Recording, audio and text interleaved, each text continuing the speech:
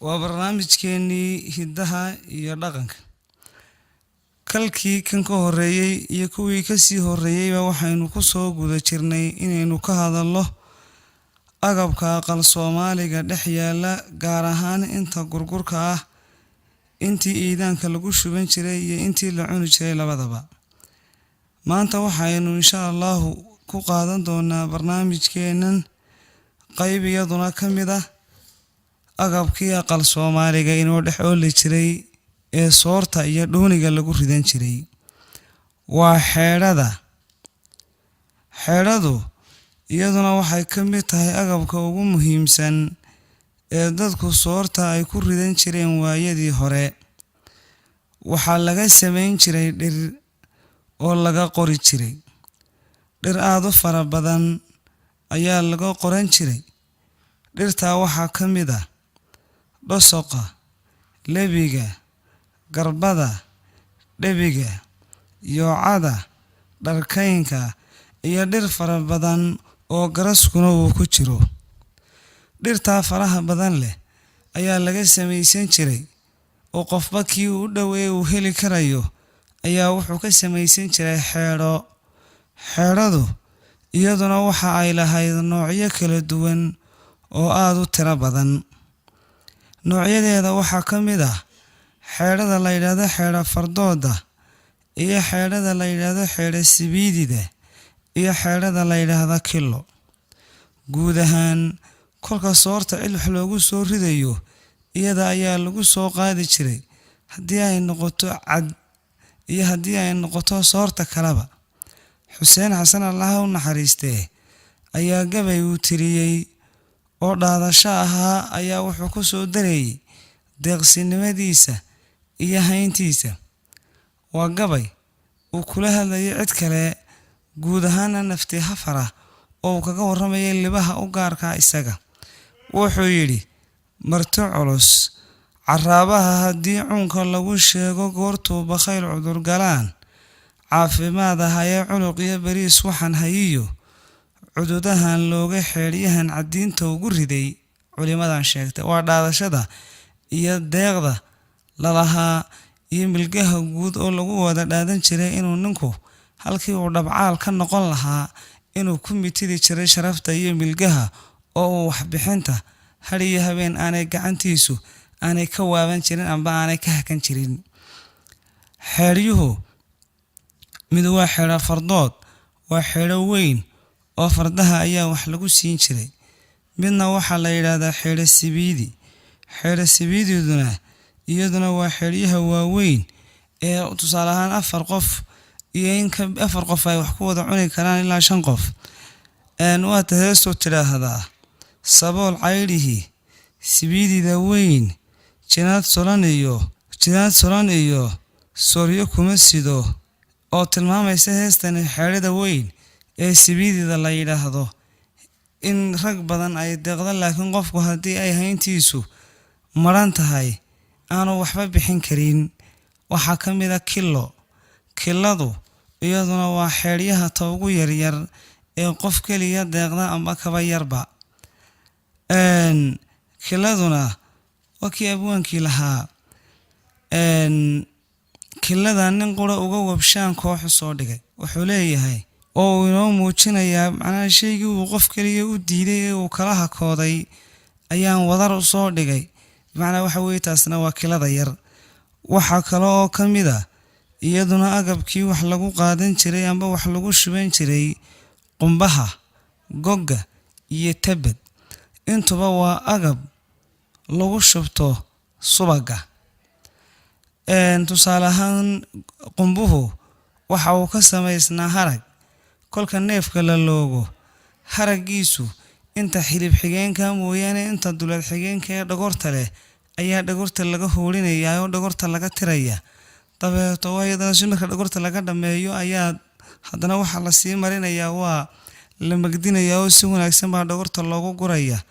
Asal taya baa la marinayaa. Gunta kolka loo caseeyo ayaa inta ciid lagu shubo ayaa kolka ay guntiisu ay adkaato ayaa kolka dambe loo adeegsan jiray in subaga lagu shubto. Waa la dhoobi jiray oo waxa la marin jiray waxaa la marin jiray dhiriqda. dabeeto kolka dhiriqda la mariyo afka loo dhoobo wuu adkaan jiray oo si kastoo wax loo yeelo waxba muu noqon jirin. gogga ayaa ka mid ah isna agabkii wax lagu shuban jiray. goggu isna waxa uu ka samaysan yahay labada dheegee neefka geela ah midkood ayaa lagala bixi jiray oo isna subagga ayaa lagu kaydin jiray. jilaalkii uu dhacay siiga case ee uu ka tirinayay Ismaaciil Miragabayga ayaa wuxuu ku soo qaadayaa abaartu siday guud ahaan dadkii iyo dunyadiiba u saameyshay iyo agabkii inta badan duxda u aanada ahaa iyo haweenkiiba in kolkii ay basaastii iyo abaarta ay ku dheeraateen haweenkina timihii ay ka wax daateen weelkii subagga lagu shuban jiray ee gu iyo diraac labadaba guntiisa subagga loogu tegi jiray. kolkii subagga ka idlaaday in hoostiisu ay qarqaraxday amba ay dilaacday. waa gabayga dheer oo uu ka soo bilaabayo gugulaha ciyaaya wadaan ku warramaya. wuxuu odhanayaa goggii subagga lagu kaydin jiray haatan gorofaadiye basaas bay timihii kala go'een gaaridii dumar. tabadkuna sidaasuunbuu ula mid ahaa. waxaa kale oo ka mid ah agabkii iyagu biyaha lagu shuban jiray iyo caanaha kolkuu sacdaalka uu yahay qofku. iyaguna waa 3. qarbadka isaga biyaha ayaa lagu shuban jiray waxaana lagala bixi jiray liiga weyn ayaa lagala bixi jiray oo biyaha ayaa lagu shuban jiray oo gaadiidka waxtarkiisu wuxuu xoogiisu u xoog badnaa amba uu ku badnaa biyaha in loo adeegsado. waxaa kale oo ka mid ah sibraarkuna isna waxa uu ka mid ahaa agabkii caanaha lagu shuban jiray.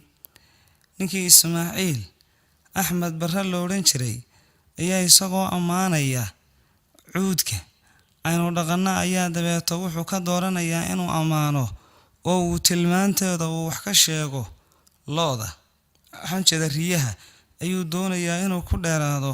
waxyaabaha uu ku xusaya waxaa ka mid ah in iyaga sibraarka lagala baxo.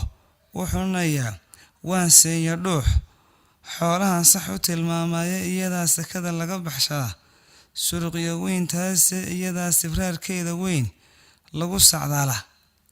iyaduna waxay ka mid tahay agabkii waayadaa hore aynu u isticmaali jirnay biyo ku shubashada gaagaalana. isagoo ka warramaya isbeddelka geyigii ku dhacay ayaa wuxuu tilmaamayaa inuu ka qashdhacay miyigii iyo arrimihii dhex yaalay maadaama uu miyigii aanu sidii uu ku ogaa haatan aanu ahayn. wuxuu carabka ku xejinayaa sibraarkii oon haatan jirinba. wuxuu odhanayaa sugumiyo garduur maxaan saaka kaga dhaadan ma sibraarkii cawshiyo bulkii salalmacda yaalla oo uu tilmaamayo in labadaasiba aanay midkoodna aanay oolin haatan. waxaa kale oo ka mid ah agabkii isaguna caanaha lagu shuban jiray bahalkii saytuuxa la odhan jiray. saytuuxu isna waxa uu ka samaysnaa harag gaar ahaan haragga laga farsameeyo sakaarada yaroo caanaha ayaa loogu shubi jiray dhallaanka iyo carruurta yaryar. waxaa kaloo ka mid ah agabkii hanta biyaha lagaga soo darsan jiray oo isaguna kalax la odhan jiray. waxaa isna jiray oo dhuuniga lagu karsan jiray bahal dheri la yidhaahdo. dherigu isna waxa uu ka mid ahaa agabka aynu samaysanno. dhooqa ayaa laga samayn jiray si gaara loo farsameeyey. markuu weyn yahay waxaa la odhan jiray dheri, kolka uu yar yahayna waxaa la odhan jiray dhaal. waxaa jirtay inkasta oo waayadaa hore shaha cabbidiisu aanu ummadda aanu ku fara badnayn haddana gadaalkii dambe kolkii killiyadu ay soo baxeen killiyadii shaha lagu shuban jiray iyaguna waxay ahaayeen dhowr killi oo kala gaara oo kala waaweyn. killiga koowaad wuxuu ahaa killiga la yidhaahdo killi mawliid. wuxuu ahaa killiyada xilliyada mawliidka la dhigayo ee beeshu ay isu timaado shaah dadka loogu shubi jiray. iyo killi caadi ah oo isaguna qaado qoys amba waxaweye qoys qaada oo wax shaah xoogaaya lagu shuban karo iyo kildhi aad u yar oo isaga la odhan jiray qaraabo gooye. maanta barnaamijkeennii hiddaha iyo dhaqanka intaasaynu ku soo saameelaynaa. intaynu kalkan mid la mida ku kulmaynana waxaan idinkaga tegayaa. assalaamu calaykum waraxmatullaahi wabarakaatu.